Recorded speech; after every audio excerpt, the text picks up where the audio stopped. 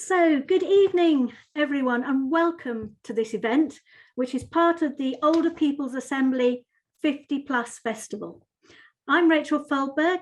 I'm a PhD student here in the History Department at the University of York, and over the last 8 months, I've been involved in a very exciting project in collaboration with the Rowntree Society and the Borthwick Institute for Archives at the university. And I'm delighted that my colleagues, Catherine Oakley, who's the Executive Director of the Rowntree Society, and Shearn, who's the Collections Information Archivist at the Borthwick, are here with us this evening. And you'll be hearing from them a little later on. In this event, we are going to be sharing 3 or 4 of the short films from our project to bring Benjamin Seebohm Rowntree's interviews with ordinary people in the late 1940s to life, which I shot over the summer with a fantastic student crew, and we'll be discussing some of the historical and ethical and creative decisions which underpin them. Now, just to begin with some practicalities, this is a webinar. Now that means although you can see and hear us, sadly, we can't see you, but we would love you to type any questions or comments or even memories of the time that occur to you in the chat at any point during the event. And we'll be doing our best to answer any of your questions in a Q&A session at the end of the event. Now, if you want to use the chat and that's not familiar to you, just go to the bottom of the screen and you'll see that there's a box which is labeled chat. Type in your questions and then press enter. Now, if you want to ask a question anonymously, you can go to the box which says Q&A, and you can just tick a box there that says ask this question anonymously before you send the question. If you're having any technical problems at all, then please message Hazel, who's our production manager, and she's doing all the tech for us today. And you can send her a private message in the Zoom chat, or if you get really stuck, you can email her, and she's going to post her email address in the chat now for you.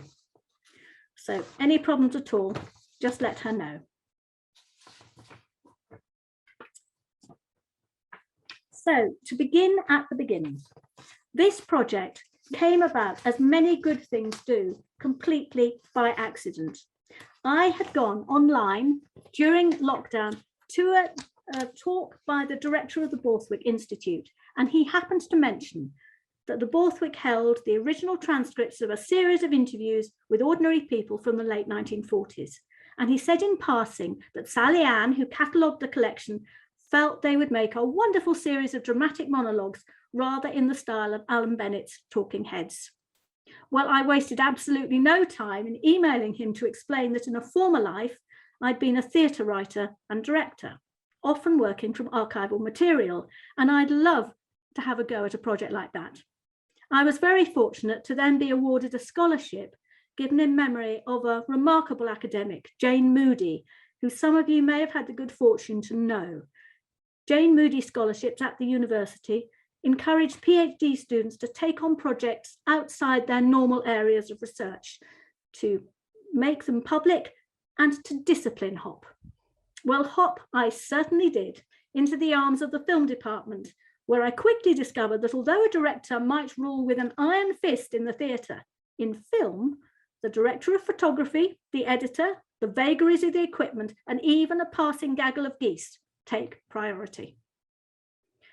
One of the dilemmas as a writer working with archival material is how you negotiate the delicate balance between what the documents contain, what you know of the period, and modern sensibilities. The historical fiction writers Sarah Dinant and Hilary Mantel have both talked about the terrifying moment when, after all your careful scene setting based on hours of scrupulous research, your characters open their mouths and your imagination has to fill in the gaps. Now, in some ways, this is particularly difficult when you have access to people's own words. How do you weave those together with your additions and ensure that the results don't sound like a bad imitation of the film Close Encounters? And even if you can resolve that successfully, how do you make your characters' intentions and emotions resonate for an audience who aren't necessarily familiar with the social mores of the period?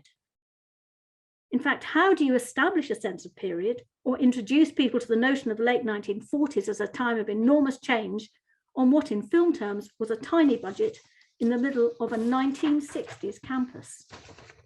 Well, one solution we came up with was to shoot the monologues, which are all very short, in black and white, to give an instant sense of the period. And another was to create an introductory film which draws on archival material to set the stage. And here's an extract from that introductory film.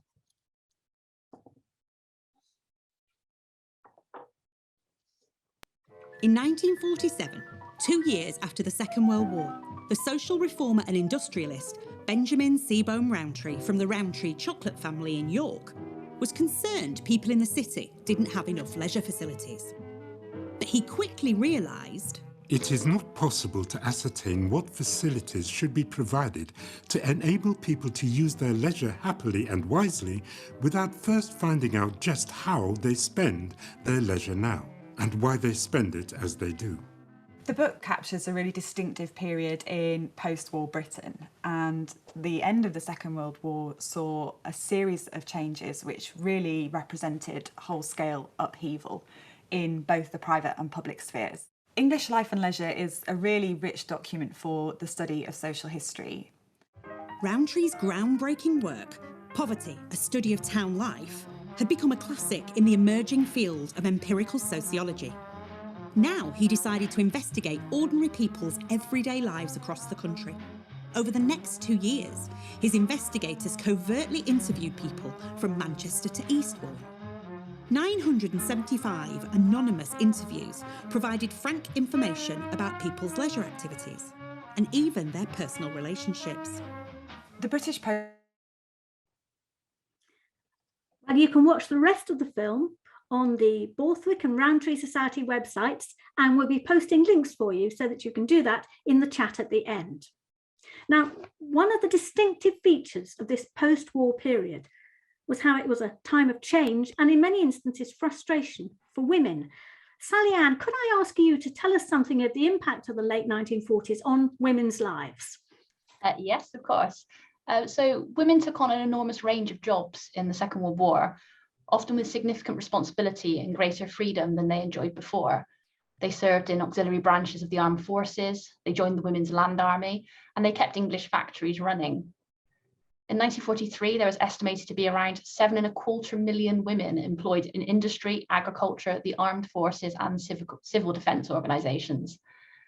The crucial role they played on the home front during the war gave women confidence and a real sense of their own power and ability to pull their weight alongside men. And then, as in 1918, after the Second World War, of course, women were demobilised to make way for returning men. But unlike 1918, the 1940s were a time of economic growth, when additional labour was needed, and many women, married and unmarried, were able to stay in the workforce, doing things like clerical work, nursing, cleaning, cooking, teaching, and working in factories like in Rowntree's in York. In their third survey of York in 1951, Seebohm Rowntree and Russell Lavers, who worked together on English Life and Leisure, found that 1 in 10 wives of employed men went out to work, and not always to lift their families out of poverty, but also to enjoy a better standard of life. Other studies of the time found that women simply enjoyed the work. They liked the companionship of it and the mental stimulation, the opportunity to get out of the house, as well as the chance to earn. While food and clothing might still be rationed after the war, there was still plenty of things to spend money on, going to the cinema, the theatre, the public house, dance halls, trips to the seaside, books and magazines, all of which get a mention in the surveys. However, this wasn't a time of unfettered progress for women. Even though they were entering the workforce in large numbers, their work was often considered secondary.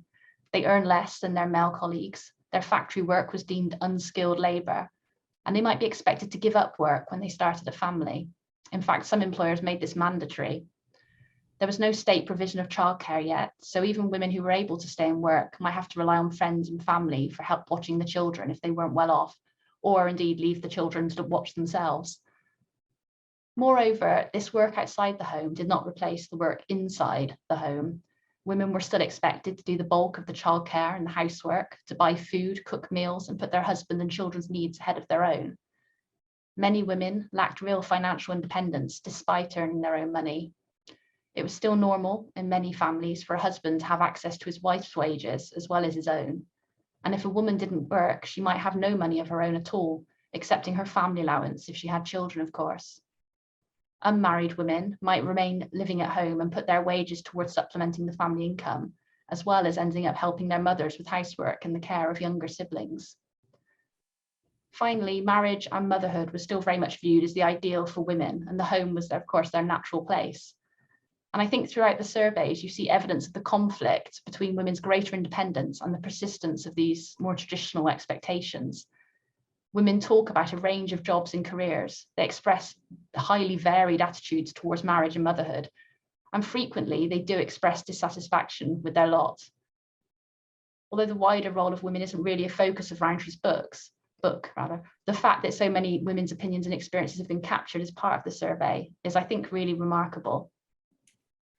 Thank you, Sally Ann, for that really insightful revelation about what was happening to women. And we're going to illustrate this with the film A Factory Woman on a Night Out, which might interest you to know. We shot this film in one of the student bars on campus, and in the room next door, some workers were taking the whole room apart. There was an incredible noise of drilling and all sorts of other things, which they tried really hard to protect us from. They were great. They kept having to stop their drilling to help us.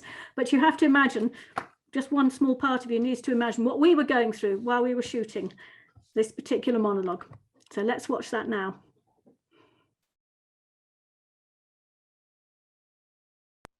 September 1948. Mrs. R is attractive but rather hard-faced. Church, you know, just like going to the cinema to me. I suppose it's just a matter of what suits you. I don't have time for all that, hours I work. I'd sooner be sitting here with a bit of company and a glass of stout.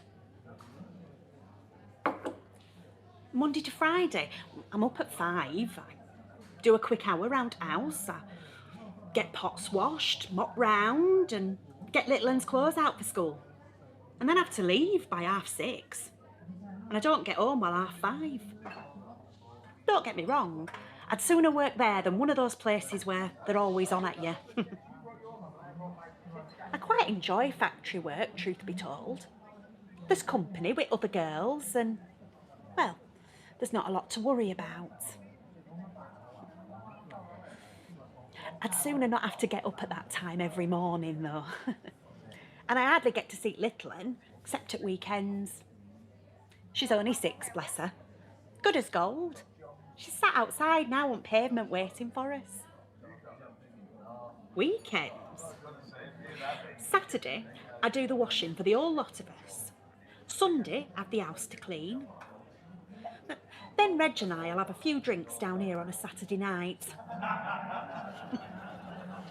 Over by bar. He's a good man. He's still a bit of a looker. He'd say the same about me, though. He's a charmer, my Reg. He's told me 1,000 times how he's just about to earn a fortune. Never happens, though. He's regular work, mind. It's the horses. Some weeks, it's not just his wages, it's mine down the Swanee. I don't mind the pulls, where's the arm, but, well, I'm glad he's never been interested in the dogs. The money goes that fast when you're at the greyhounds. Don't get me wrong, he's got a good heart and he always looks out for me and little un. He gives her a breakfast every morning and gets her off to school. It's just money side of things. It's a lot to do, hours I work. I tell you, Wakes Week can't come soon enough for me. It's the treat of my year. We don't get away, have the house to look after, and there's always something for me to do. But I book a couple of day trips. To seaside, you know, on coach. The sight of that sand when we're coming down prom. No better.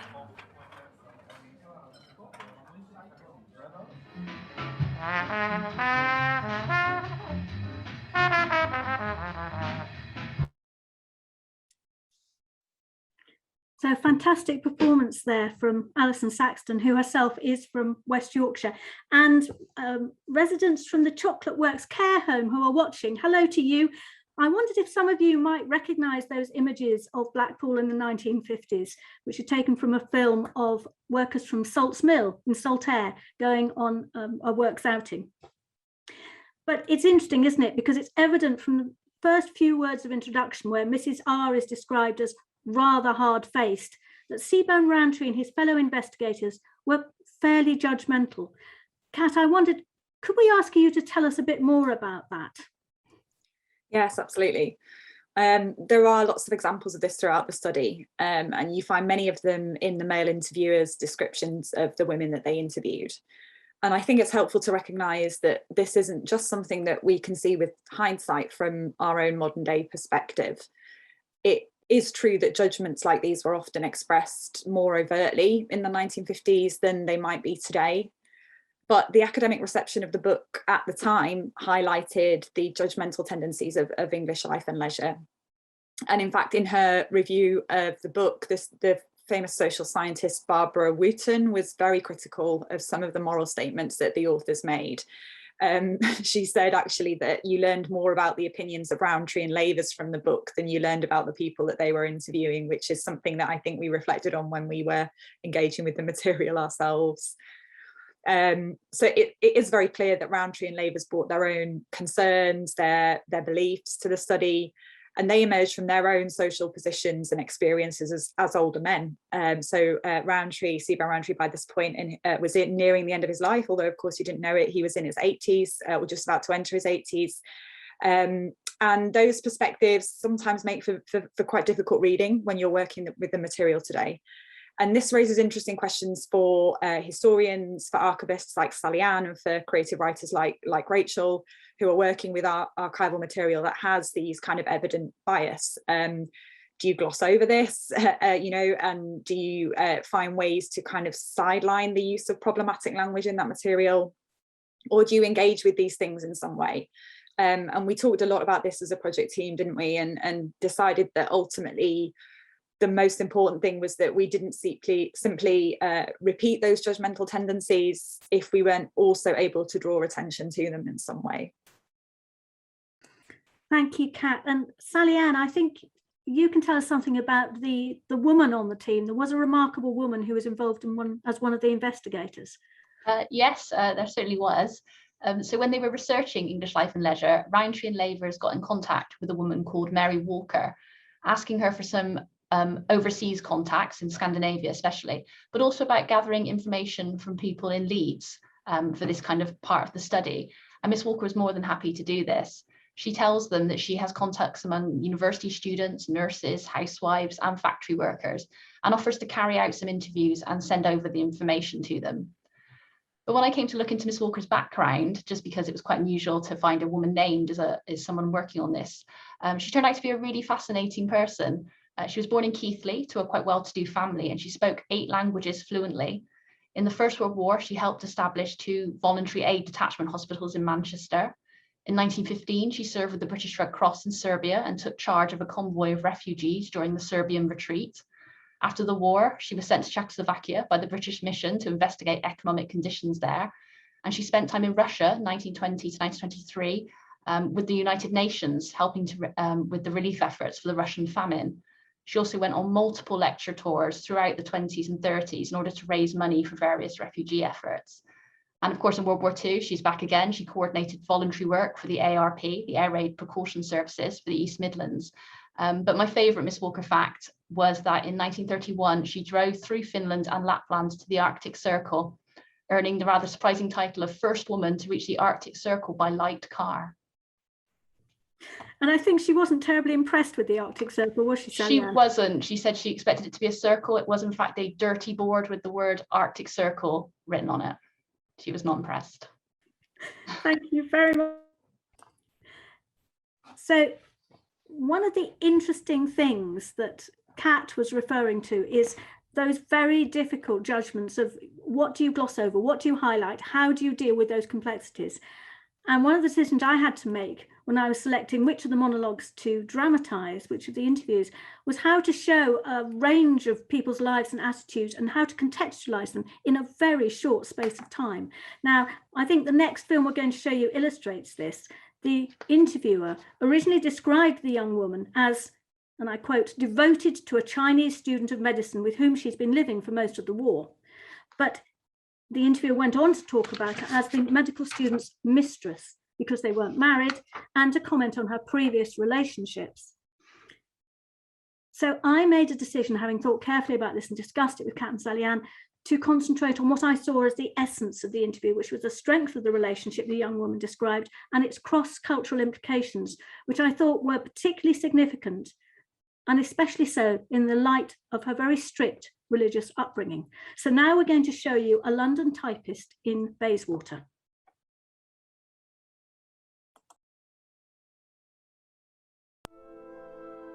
S25, May 1947.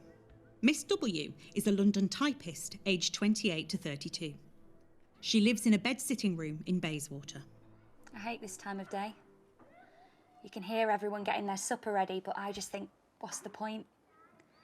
Who have I got to get it ready for? When Chung was here, before he went back to China, we used to plan what we were going to have each week. It was better, you know, even with the rationing during the war, because there were two of us. People always say you shouldn't live with someone before you're married, but he kept my spirits up. I couldn't have got through the Blitz without him. I was just a volunteer when we met with the Red Cross. Jumped in without thinking, well, you did in the war. Turns out I hate the sight of blood. Makes me feel faint. That first day I saw this man came in with blood all over his face and I went all woozy. And the next thing I know, this young Chinese fella has me in a chair, head between my knees, even had a glass of water ready for me. He was just starting out in medical school then, but he knew exactly what to do. Chung's like that. He's always got a plan.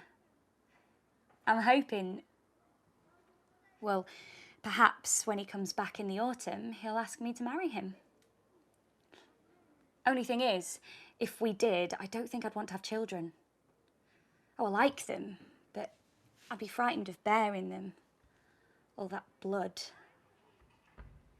I don't know what his family will think. I'm just an ordinary typist, not a nurse or anything like that. Haven't even got hobbies.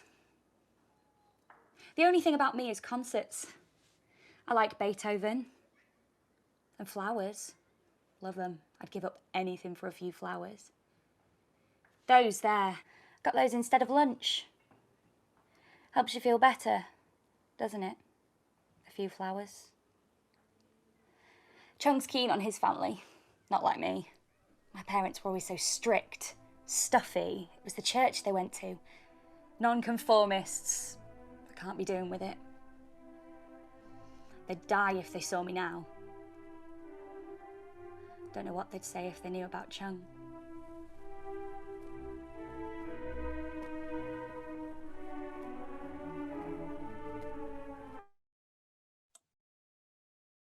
So that was one way we found to tackle those questions of context. And it's something that, as Kat was saying, we discussed at length. Another solution we found was in the case of the retired colonial civil servant. Now, this is a monologue which you can watch on the Humanities Research Centre and Borthwick Institute websites now, and will soon be able to watch on the Rowntree Society website. It features a lonely retired civil servant who'd spent 35 years in India, bemoaning the life he's lost at the time of partition. Now, I balanced this by inviting Professor Bhattacharya, who's a historian based at the University of York, to talk about the history of partition. And he also offered to discuss his family's direct experience of what happened, which gives a very different perspective and really enriches and amplifies the original monologue. Another approach to this question was to look at what the extent interviews didn't cover. And one very important absence was any deposition by anyone identified as a person of colour. So after discussion, I created a new monologue, which we're going to watch in a moment, A Reading Man, which draws, with their permission, on the memories of various people I've worked with over the years, and also has additional material by the actor and writer Jo Williams, who's performing in it. We'll watch it in a second, but first of all, Kat, I wanted to ask you to give us some more historical perspective and also from the Rowntree Society point of view. Yes, so one of the highlights of the project we've been working on together for me is in its engagement with colonialism. And this is something that the Rowntree Society has been working on and thinking about a lot in recent months, together with the 3 Joseph Rowntree trusts. So some of our attendees today may have seen the public statements that the 4 Rowntree organisations issued on Rowntree and colonial histories earlier this year in April. And thinking particularly about this project and some of the historical background to it. Migration to Britain already had a long history by the mid-20th century.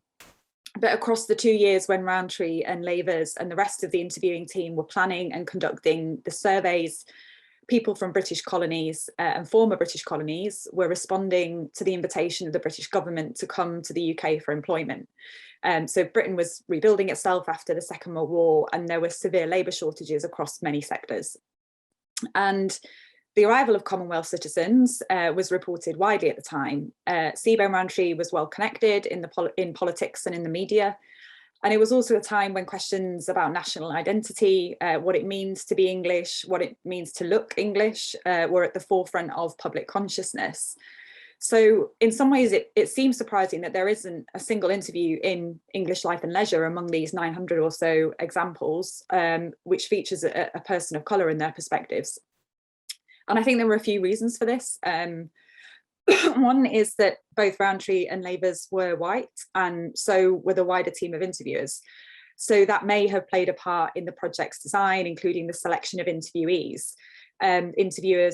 The interviewers themselves may have had less interest in or fewer connections to existing communities of colour, that those communities did exist before Windrush, particularly in port cities like Cardiff and in Liverpool. And another reason for the absence of any interviewees of colour may have been that the full impact of post-war migration wouldn't have been felt really until a few years after these interviews were being conducted. So most immigration from the Caribbean, for example, occurred during the 1950s. So English Life and Leisure was published in 1951. And immigration from South Asia was still growing by the end of the 1950s as well. And I think, Rachel, your approach as a historian and a writer and a director to the absence of Black and Asian voices in the archive has been a really sensitive and imaginative one. And by working with Jo Williams, who is the actor in A Reading Man, we'll see his performance in a second, and with Professor Sanjoy Bhattacharya, and drawing in their first-hand experiences, we have these 2 brilliant fictional videos, which also have engagements with post-colonial perspectives in your interviews with each of the individuals within the videos afterwards. And these have just absolutely been the highlight of my participation in the project. Thank you so much, Kat. So now let's see A Reading Man, performed by Jo Williams. In June 1948, while Seebohm Rowntree's team were in the midst of their interviews, the Empire Windrush landed at Tilbury Docks, bringing young men from the Caribbean to fill Britain's labour shortages. None of the original Seebohm Rowntree interviews were with people of colour. Melvin's story draws on the memories of some of those who made their lives in Yorkshire, imagining what they might have said. When I first arrived, the thing that I noticed most clearly was the libraries. I mean, we had libraries at home, back home, but the size of these, I mean, the one near where I live in Leeds, it's just a branch library, but the size of it, it is huge. I had a good education. You know, my parents were very strict about that, and I loved to read anything I could get my hands on.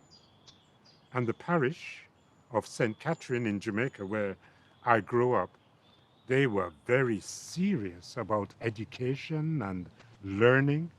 So by the time I arrived in England, I was ready to take advantage of any opportunity.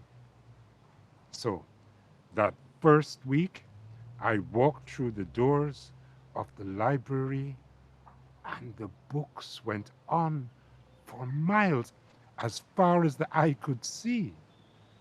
And I decided then that I would read my way round the library for as long as it took. I had time. Very few friends, no family with me, long, dark evenings. So I turned left, and the first section I come across was P. So I begin with psychology. Before long, I was on to S and sociology. And you know what I pick up? This book, English Life and Leisure. I thought to myself, this is what I've been looking for. This book will tell me what I need to know about these people. These people who invite you and say, come here, we need you. And then put up nasty little sign in the window which make you know, don't bother come to this house for a room or any other house in this street. These people who stare, and they don't seem to know that it is rude. And you know what I get from this book? You know what this book show me? That this is one set of unhappy people, scared of what will come next after the war, and all of them seem to be so alone. I think that some of them even have a better time during the war than after it. Afraid of what comes next. Terrified that the Labour government is going to take something from them. You'd think after such a war that the empire would wake up to the cost of English life. And perhaps we could have our own life and leisure.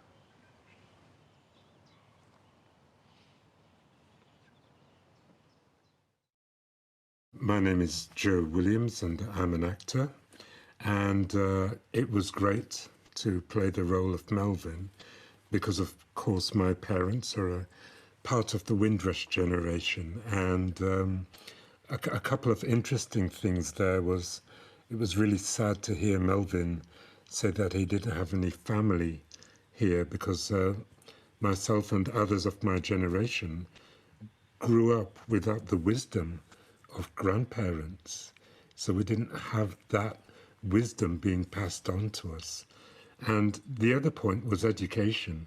Melvin was absolutely correct. Many West Indians were actually very educated, you know, often to a higher standard than the percentage of the population here indigenously. And this couldn't be understood, but in the West Indies, education is very much revered, and it's part of the character and makeup of a lot of the West Indians of that generation.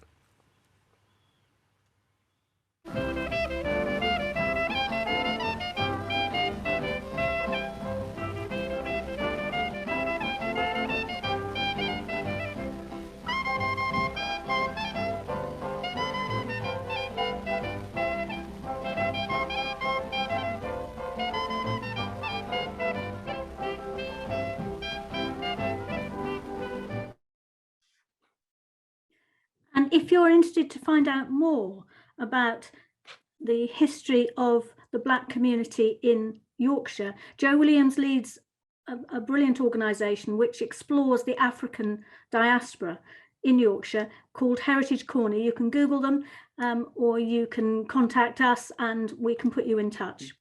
So now it's time for your questions or comments. Please feel free to write anything you like in the chat, or if you'd like to ask a question, the best thing to do is go to the button at the bottom of the screen labelled Q&A and type in your question and then press enter. And if you'd like to ask the question anonymously, well then just tick the box that says ask this question anonymously before you send the question.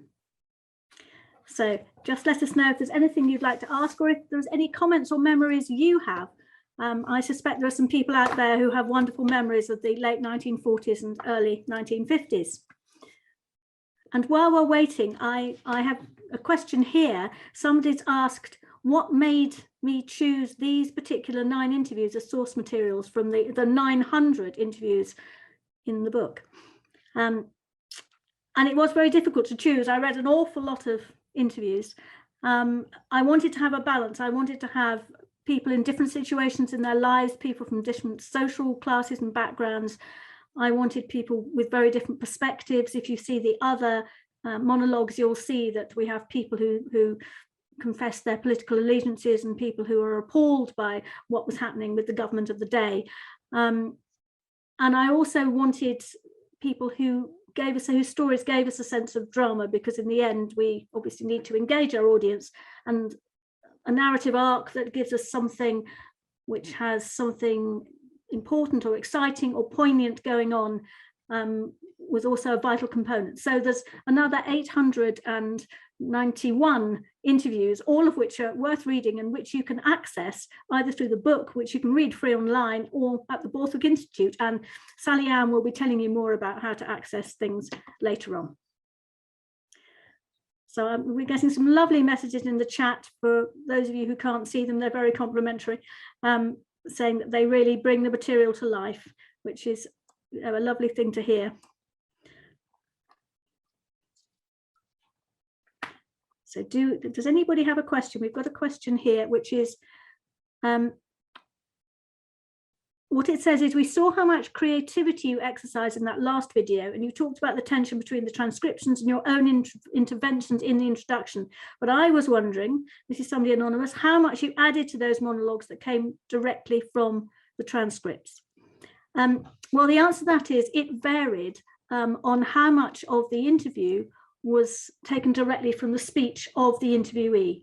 There are some instances in which the interviewee was pretty much recorded verbatim, and you very much get their speech patterns. And there are other interviews where essentially what's happened is the interviewer has just précised what the interviewee said.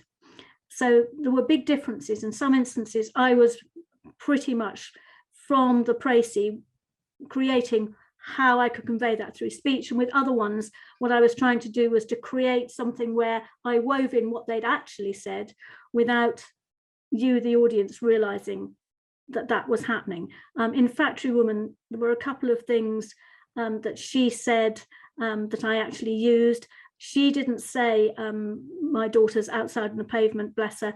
The interviewer said her child was outside on the pavement waiting for her. The interviewer said her husband was over by the bar, and so on. So it varied enormously from transcript to transcript. There's one which I think you probably really much enjoy, which is called Girl on a Train, which was shot at the Bolton and MC Steam Railway on a train. And that particular young woman said a lot of things which were in the transcript. So an awful lot of that is directly taken from what she said. We've got Stephen Pittam here who's saying, interested in knowing what the research findings led Rowntree to suggest what was needed. I think, Kat, that's probably one for you from the Rowntree point of view. Yeah, really good question. So there are as many answers to the question as there are, I guess, chapters and topics in the book, and there were quite a few different topics that the book covered. So there were chapters on gambling, on what was referred to as sexual promiscuity. There was a chapter on the cinema and cinema going, and some kind of moral concerns about the effects of cinema going on young people. And a chapter, of course, that you might expect, given the history of Quaker involvement with temperance, on alcohol and alcohol consumption. So the book stated that there was a grave drink problem in Britain, and argued for nationalisation of the alcohol industry as an economic change that would be in the public interest. And the basis of that argument was that it would be likely to regulate sales and ultimately reduce the consumption of alcohol and increase efficiency in industry and commerce. So there are various kind of conclusions, suggestions, recommendations that emerge really on a kind of chapter by chapter basis, rather than a wholesale series of recommendations that come towards the end of the book. Thank you, Kat. And while we've got you, we've got another question, which I think is a Rowntree question, which was, has anyone else followed up these types of questions since 1951? That's a question from Sue. Yes, so many people may be familiar with the mass observation studies, which were taking place from the mid-20th century as well. And the mass observation project was also of interest and an inspiration to Rowntree and Labours when they were setting up their project. So the mass observation archive is freely accessible and available, and it continued to explore some of these questions of engagement with ordinary people's experiences and the question of everyday life. And then as these questions kind of and approaches gained kind of more widespread academic interest, they were taken up within a couple of kind of academic disciplines. So within the evolving discipline of the social sciences, so, you know, interviews with different kinds of people from different backgrounds about the way that they spent their leisure time, were taken up through qualitative interviewing and the social sciences, and also became the study of what we understand today as kind of social history, which is you know, focused on people's kind of collective and communal experiences, with a particular focus on people from backgrounds that are lower class, working class, for example. Thanks. Oh, Sally-Ann. I just wondered if Sally-Ann had a... I think Sally-Ann might have something. I was just going to really quickly add that they did do another, not obviously Seebohm didn't come back from the dead and do it, but there was another leisure time activities survey done at New Earswick in 1960, the Mapurgo report. And we have all the records for that as well. So that's quite interesting. It's obviously very small, but in terms of like digging in to how people in New Earswick, he lived in New Earswick for so many months. He spoke to people who lived there. He went to the folk hall with them and went to social activities. He got to know them all. He was quite a novelty in the village. And then he wrote a report for the JRF. So that's also another interesting source. And could we ask you, while we've got you, Sally-Ann, James Cannon is saying, is there an analysis of the interviews and any statistical summaries? For example, how many were of married women and what challenges they faced and so on? There certainly isn't in the archive. I don't know if anyone's done one since, but the surveys are quite unusual in the archive in that they sit there with very little kind of surrounding documentation. A lot of the other parts of the research for English Life and Leisure, there's lots of correspondence and stuff talking about how they did it and doing various analysis, whereas there's just a big file of these hundreds and hundreds of the surveys, and the kind of surrounding information seems to have been weeded out at some point. So no, there's not any statistical analysis in the archive, but if someone wants to do it, that would be fantastic. Feel free. We've also got a great comment here from David Daberdeen in the Q&A, which says, so glad you involved West Indians. Thousands volunteered during World War II and served on front lines in France and Italy. And many worked also for the RAF as pilots, engineers, navigators, including the father of the founder of the Amina Ghaffur Institute. Many stayed on in the UK immediately after the war. So Windrush arrivals were a minority. And on the websites, which we're going to talk about just in a moment, you'll find that there are connections to important websites where you can find further information on topics like that. So we'll give those to you shortly. We've got a question from Kate. Kate saying, how did you get access to the archive film material? Did you have to pay for this? The simple answer is, Kate, that the Yorkshire Film Archive is an absolutely fantastic organisation which has masses and masses of archive film material about not just Yorkshire but about the north of England. If you're going to use this film material in the way that we did, then yes, you do need to pay. But if you simply want to look at it, much of the material is available as open access on their site, and they've got knowledgeable staff who will point you to whatever material you need, and I can't recommend them highly enough. They've been so helpful. I mean, they're based, as it happens, in York at the University of York St John, but go to the website for YFA, Yorkshire Film Archive. We might even, Hazel might even be able to magically put that connection in the chat for you. We've then got a comment from Sue M saying, I drew upon oral history interviews with women about their working lives for my book on female railway workers in World War II, and can see many echoes in these monologues. You mentioned judgments about their physical attributes, and I found this was frequently referred to in press comments. And we've also got someone saying that they went to Sunday school and got married in Earswick. Oh, that's interesting. Yes.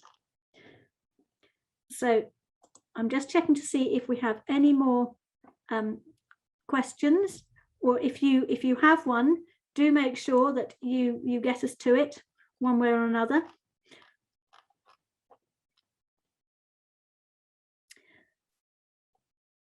Well, just while we're waiting, we are in a moment going to show you one final film.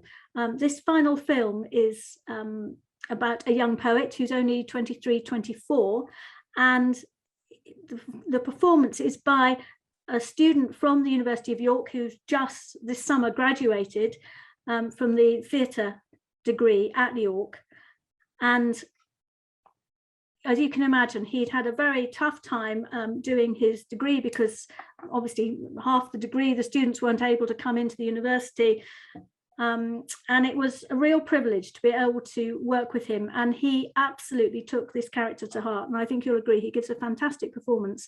And it's a very interesting insight into what young people were doing in the 1940s, who had, their whole lives ahead of them, and how they were looking at their job opportunities and their creativity.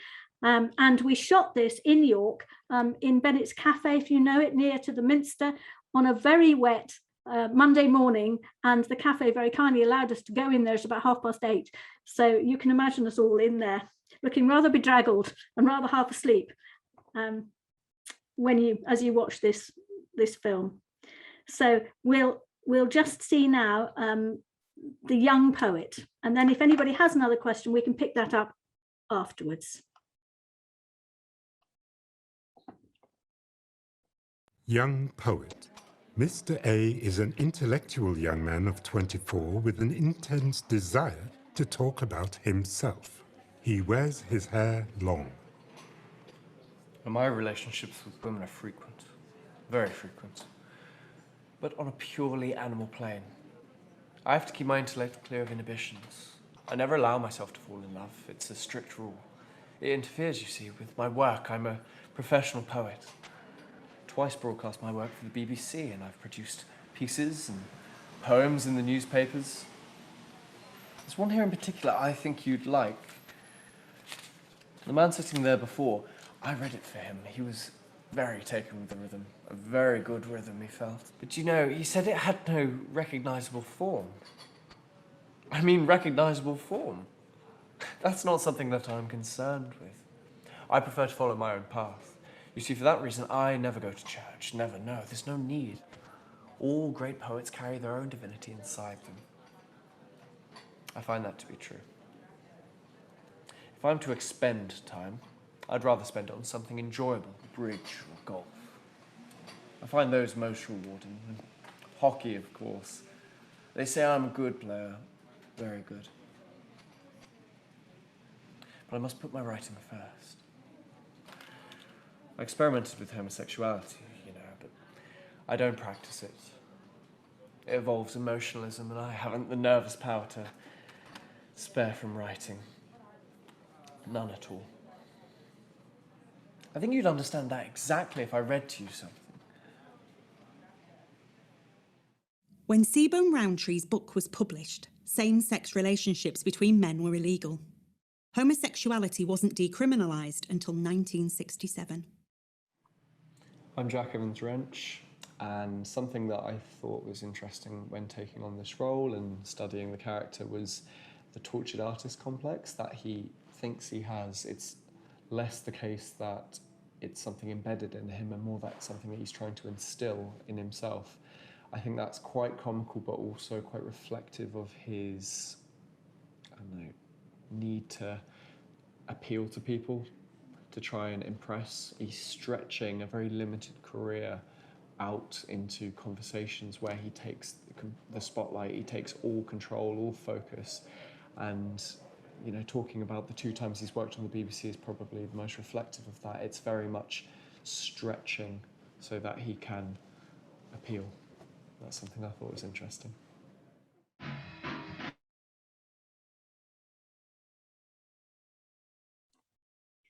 We've just got a couple of other questions have come to us. We've got one just before we end from Mary. Mary's asking what, if anything, happened as a result of the research. I don't know if there's something you could say on that. I can certainly say a little bit about I guess it's a question about the impact of the book. We know that sales of the book initially were strong. So they had a print run initially of about 8,000 copies and that soon sold out.